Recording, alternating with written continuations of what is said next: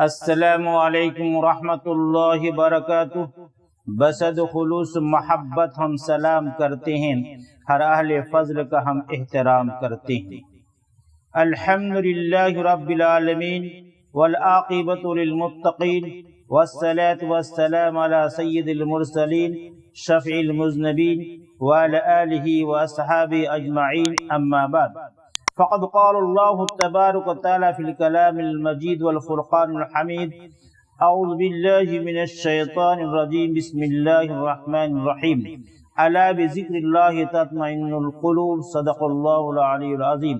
عن جابر رضی اللہ تعالی عنہ قال قال رسول اللہ صلی اللہ علیہ وسلم افضل الذکر لا الہ الا اللہ رواہ الترمذی او کما قال النبی صلی اللہ علیہ وسلم۔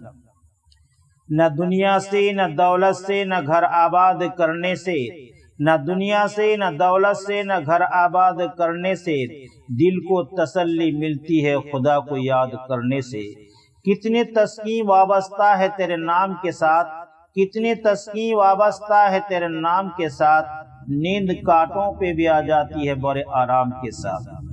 محترم سامعین، علماء کرام، برادران اسلام، عزیز طلبہ، پردہ نشی ماں و بہن، سب سے پہلے تعریف اس خدا کی جس نے سارے جہاں کو بے مثال و بے نظیر پیدا فرمایا اور ہمیں اور آپ کو اشرف المخلوقات بنایا۔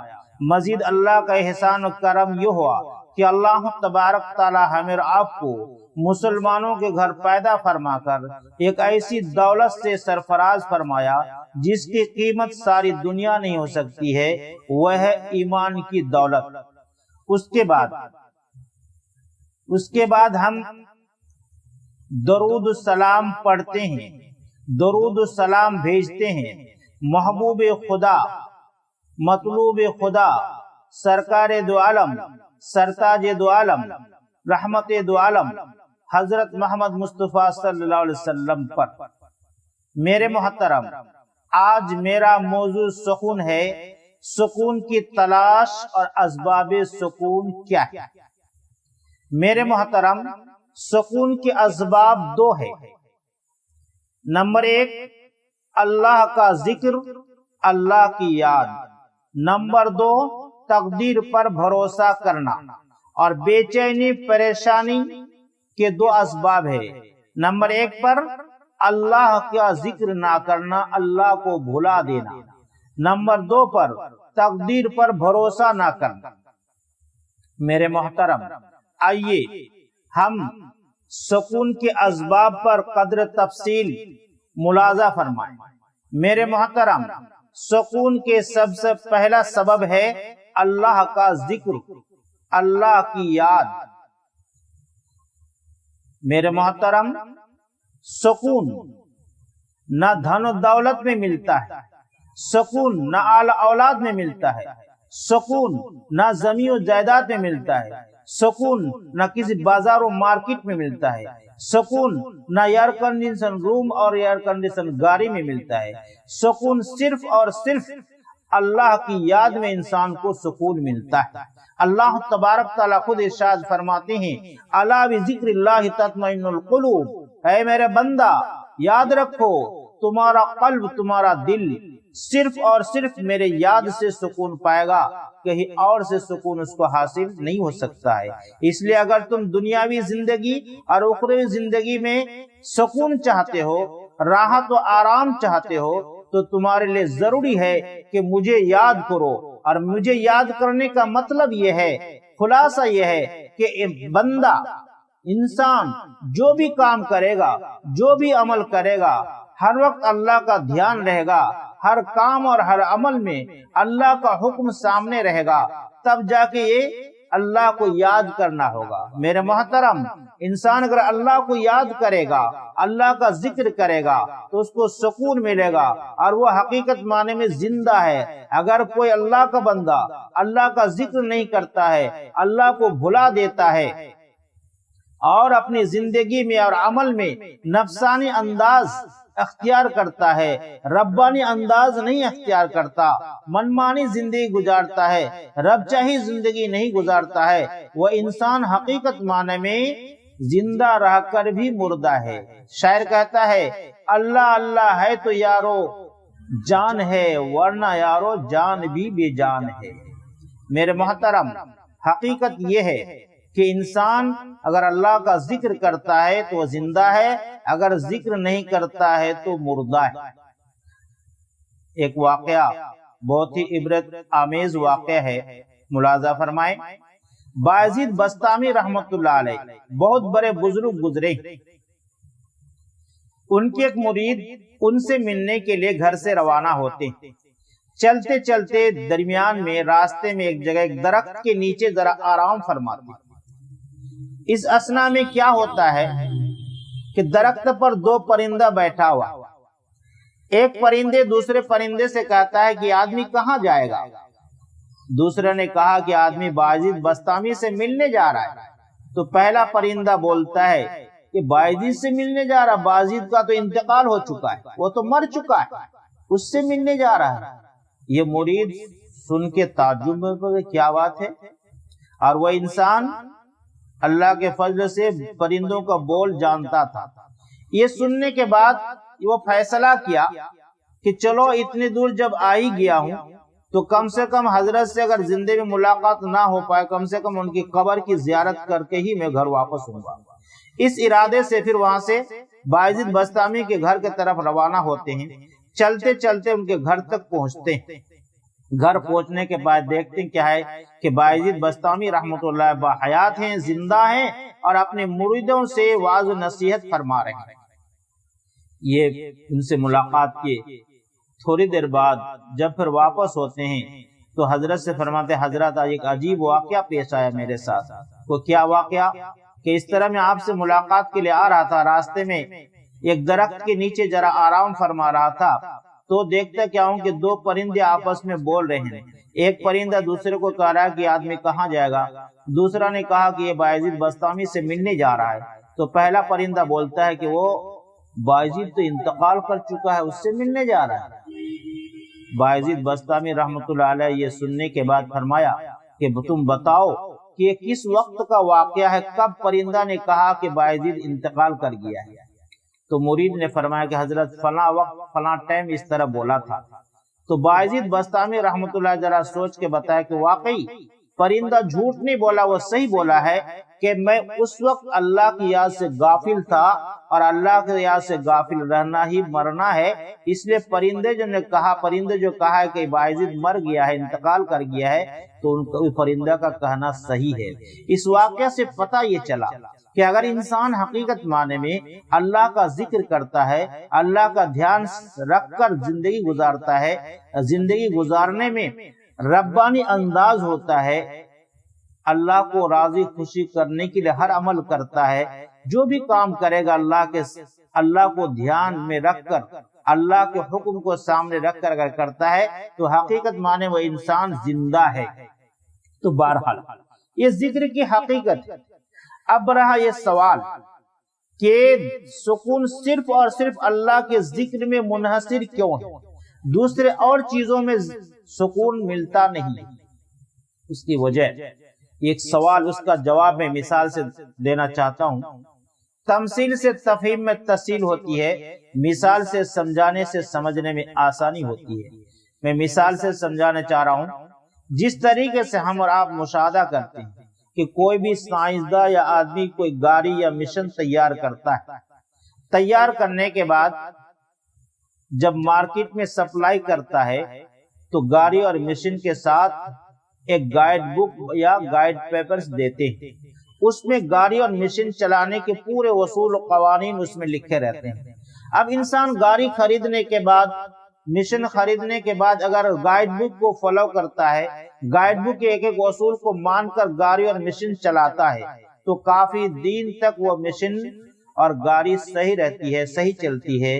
اور اگر کوئی انسان یہ تصور کرے، خیال کرے کہ میری گاڑی ہے، میری مشین ہے، میں منمانی چلاؤں گا، گائیڈ بک کے اصول قانون کو نہیں مانوں گا، गाइड बुक में लिखा है कि ये गाड़ी पेट्रोल से चलेगी, मैं अगर यूं कहूं कि मैं डीजल से चलाऊंगा, किरासन तेल से चलाऊंगा, तो गाड़ी खराब हो जाएगी। तो कहने का मंशा यह है कि गाड़ी और मशीन अगर गाइड बुक को फॉलो करके इंसान चलाता है तो काफी दिन तक गाड़ी सही रहती है। इसी तरह हम और आप जरा गौर से सुने मेरे मोहतरम, इंसान चाहे किसी भी धर्म के मानने वाले हो, किसी भी मजहब के मानने वाले हो, हिंदू हो, सिख हो, ईसाई हो, मुस्लिम हो, किसी भी धर्म के मानने वाला हो, हर इंसान को अल्लाह तबारक ताला अपनी कुदरती हाथ से एक मिशन या कंप्यूटर के तौर पर पैदा फरमाया। इंसान एक कंप्यूटर है। आपको ताज्जुब होगा इंसान कंप्यूटर कैसा है। इंसान तो इंसान के अंदर एक सिर्फ दिमाग को ले लीजिए कि दिमाग एक ऐसा एक कंप्यूटर है, कैसा कंप्यूटर दुनिया वाले न अब तक कोई बड़ा बना पाया है, ना रहती दुनिया तक इस तरह कोई बड़ा कंप्यूटर बना सकता है। इसलिए कि दुनिया में जितने बड़ा से बड़ा कंप्यूटर है और कीमती से कीमती कंप्यूटर है, एक न एक दिन ये कंप्यूटर ये मिस कहेगी कि मैं और लोड नहीं ले सकती। लेकिन अल्लाह तबारक ताला ने हमें आपको अक्ल और दिमाग एक ऐसा कंप्यूटर दिया है।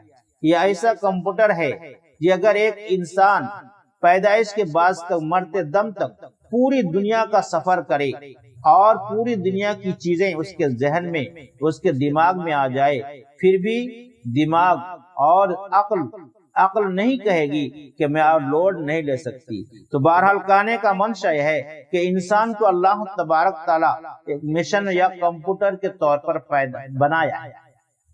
जिस तरह से मैं पहले ही बोला कि हर मिशन और गाड़ी के लिए गाइड बुक की जरूरत होती है, इसी तरीके से अल्लाह तबारक ताला ने हमें और आपको आखिरी नबी के सदक़े तुफैल गाइड बुक के हैस तौर पर अल्लाह तबारक ताला हमें आपको अल कुरान अता फरमाया। कुरान कोई दूसरी चीज नहीं है। अल्लाह जो इंसान को कंप्यूटर के तौर पर पैदा फरमाया है, एक मिशन के तौर पर पैदा फरमाया है, हर मिशनरी चीज के लिए गाइड बुक की जरूरत पड़ती है। इसी तरीके से अल्लाह तबारक ताला ने हमें आपको गाइड बुक के तौर पर अल्लाह तबारक ताला हमें आपको अल कुरान अता फरमाया है। कुरान कोई दूसरी चीज नहीं है। कुरान के अंदर अल्लाह तबारक ताला इंसान की कामयाबी नाकामी, इंसान के चलने के तरीके, हलाल हराम, जायज नाजायज, तमाम चीजों को अल्लाह तबारक ताला कुरान में रख दिए हैं। और हदीस नबी करीम सल्लल्लाहु अलैहि वसल्लम का कौल, फेल, अमल, ये तमाम चीज जिसको हम हदीस कहते हैं, हदीस कोई दूसरी चीज नहीं है। हदीस कुरान की तफसीर है। अब हमारे सामने बात आई कि हम और आप अल्लाह के तैयार करदा एक कंप्यूटर है, हमारा गाइड बुक कुरान और हदीस है।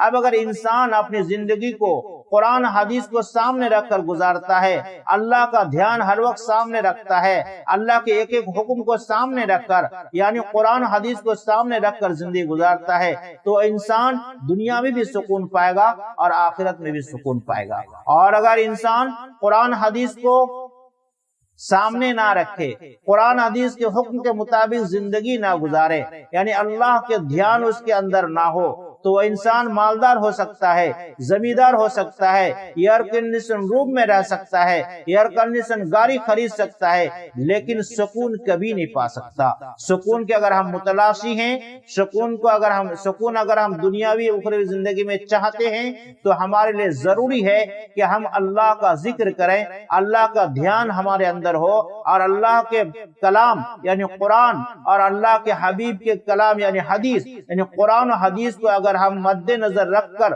कुरान हदीस को सामने रखकर जिंदगी गुजारेंगे, तो इंशाअल्लाह हम दुनिया में भी सुकून पाएंगे और आखिरत में सुकून पाएंगे। दूसरा सबब, सुकून का दूसरा सबब है तकदीर पर भरोसा करना। मेरे मोहतरम, तकदीर, दुनिया जिसके मुकद्दर में जितनी अल्लाह लिख दिए हैं उतनी ही मिलेगी, उससे ज्यादा नहीं मिलेगी।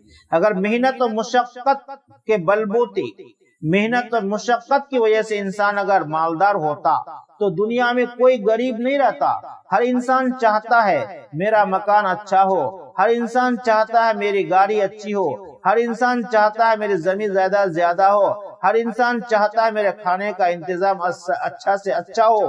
लेकिन वही उसको मिलना है जो मुकद्दर में है। शायर कहता है, कुदरत का लिखा हुआ मिटा है ना मिटेगा, मोमिन का कदम पीछे हटा है ना हटेगा। इसलिए हम तकदीर पर भरोसा करें, तकदीर में जो कुछ है वो होके रहेगा। मेरे मोहतरम, आज दुनिया में इंसान अच्छे खाने और अच्छे पहनने के लिए परेशान है, खुदा को भूल गए लोग फिक्रे रोजी में, ख्याल रिज़्क़ है रज़्ज़ाक़ का ख्याल नहीं। मेरे मोहतरम, जितनी रोजी जितना रिज़्क़ हमारे मुकद्दर में अल्लाह लिख दिया है, जब तक हम उसको इस्तेमाल नहीं करेंगे दुनिया की कोई ताकत हमें मार नहीं सकती। जिस तरह से अल्लाह का चैलेंज है, कुल्लु नफ्सिन ज़ाइक़तुल मौत, हर जानदार को मौत का मजा चखना पड़ेगा। इसी तरीके से सरकार दो आलम ने फरमाया कि जिसके मुकद्दर में जितना रिज़्क़ अल्लाह लिख दिया है, जब तक वो अल्लाह का बंदा बंदी वो दुनिया में वो रिज़्क़ इस्तेमाल नहीं करेगा, दुनिया की कोई ताकत उसको मार नहीं सकती। मेरे मोहतरम, आज हम ये ख्याल करते हैं ज्यादा कमाएंगे, ज्यादा मेहनत करेंगे तो हम ज्यादा खाएंगे। नहीं, ये अच्छा खाना, ज्यादा खाना, ये भी मुकद्दर पर मुनहसिर है। आज बहुत सारे लोग ऐसे हैं जो एक दिन के अंदर लाखों रुपए कमाते हैं, लेकिन डॉक्टर ने उसको बोला है कि तुम 24 घंटे के अंदर 2 सूखी रोटी इस्तेमाल कर सकते हो, उससे ज्यादा नहीं। लेकिन दूसरी तरफ हम देखते हैं कि एक मजदूर किस्म के आदमी दिन में 500 रुपए इनकम करता है, लेकिन वो उससे कहीं अच्छा खाता है। तो मालूम ये हुआ कि अच्छा खाना, ज्यादा खाना ये इनकम पर मुनहसिर नहीं है, बल्कि तकदीर पर मुनहसिर है। जो तकदीर में अल्लाह लिख दिया है वो रिज़्क़ हमको मिल के रहेगा। दूसरी बात, हदीस में आया है, बुखारी मुस्लिम में अब्दुल्लाह बिन मसूद से रिवायत है, नबी करीम सल्लल्लाहु अलैहि वसल्लम एक तवील हदीस बयान किए हैं, जिसका खुलासा यह है कि इंसान मुख्तलिफ दौर से गुजरता है। जब माँ के पेट में पहुंचता है, 4 माह 10 दिन के बाद उसके आज़ा मुकम्मल हो जाते हैं, रूह डाली जाती है। उसके बाद अल्लाह तबारक ताला फरिश्तों को हुक्म देता है कि तुम जाओ उस इंसान के मुतालिक, जो माँ के पेट में जो बच्चा है उससे मुतालिक तुम 4 चीजें लिख दो। नंबर 1 पर उसकी उम्र, दुनिया के अंदर वो कितने साल, कितने महीने, कितने दिन, कितने घंटे, कितने सेकंड और कितने सांस तक लेंगे, ये पूरी बात तफसील से लिख दो।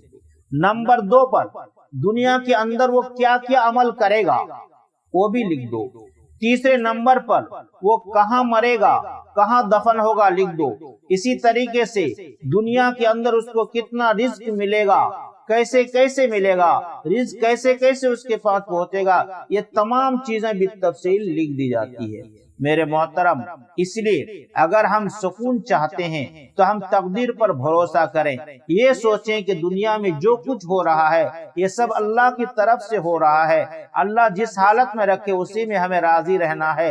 अल्लाह अहकमुल हाकिमीन है, अल्लाह तमाम डॉक्टरों के डॉक्टर है। अल्लाह ताला हमें अपने कुदरती हाथ से पैदा फरमाया है। अल्लाह हमारे लिए जो बेहतर समझते हैं वही फैसला करते हैं, इसलिए अल्लाह के फैसला पर हमें राजी रहना चाहिए। इसलिए एक शायर ने कहा है, एक शायर ने फरमाया कि बशर का फर्ज है हर हाल में शुक्र खुदा करना, बशर का फर्ज है हर हाल में शुक्र खुदा करना, मुसीबतों की राहत हो नहीं अच्छा गिला करना।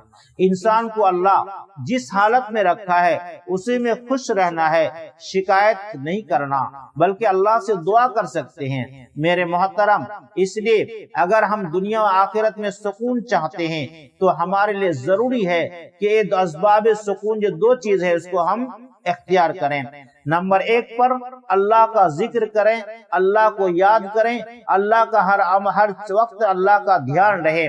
जिक्र की हकीकत यही है कि दस्त बकार दिल बयार, हम अपने आज़ा व जवारे से अपने काम करेंगे लेकिन दिल का कनेक्शन अल्लाह के साथ होगा, यानी कुरान हदीस को सामने रखकर हम जिंदगी गुजारेंगे। दूसरी बात, हम तकदीर पर भरोसा करेंगे कि दुनिया में जो कुछ अच्छाई बुराई जो कुछ भी है ये सब अल्लाह की तरफ से है। अल्लाह पर, इन तकदीर पर भरोसा करेंगे तो इंशाअल्लाह हमें सुकून की जिंदगी नसीब होगी। اللہ تبارک تعالی ہمیں آپ کو ان دونوں چیزوں پر عمل کرنے کی توفیق عطا فرمائے، یعنی اللہ کا ذکر اور تقدیر پر بھروسہ کر کے زندگی گزارنے کی توفیق عطا فرمائے۔ اللہ ہمیں اور آپ کو اور امت مسلمہ کو ایمان کے ساتھ خاتمہ فرمائے، دنیا و اخروی تمام پریشانی کو دور کرے اور دونوں جہاں میں سکون کی زندگی نصیب کرے۔ نہ دنیا سے، نہ دولت سے، نہ گھر آباد کرنے سے دل کو تسلی ملتی ہے خدا کو یاد کرنے سے۔ کتنی تسکین وابستہ ہے تیرے نام کے ساتھ، کتنی تسکین وابستہ ہے تیرے نام کے ساتھ، نیند کاٹوں پر بھی آ جاتی ہے بڑے آرام کے ساتھ۔ جہاں ذکر حبیب ہوتا ہے خود خدا بھی قریب ہوتا ہے، ان کی محفل میں بیٹھنے والے آدمی خوش نصیب ہوتا ہے۔ السلام علیکم ورحمۃ اللہ وبرکاتہ۔